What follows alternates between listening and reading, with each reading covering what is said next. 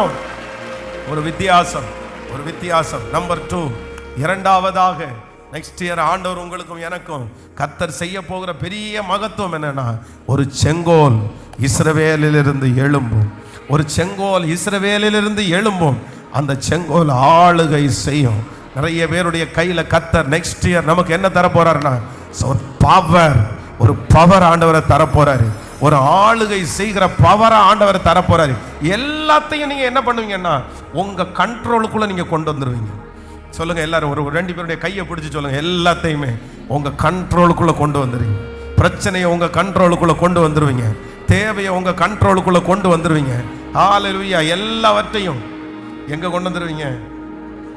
சொல்லுங்க, கண்ட்ரோலுக்குள்ள. ஹல்லேலூயா. நம்முடைய தேவன் நல்லவராய் இருக்கிறார்.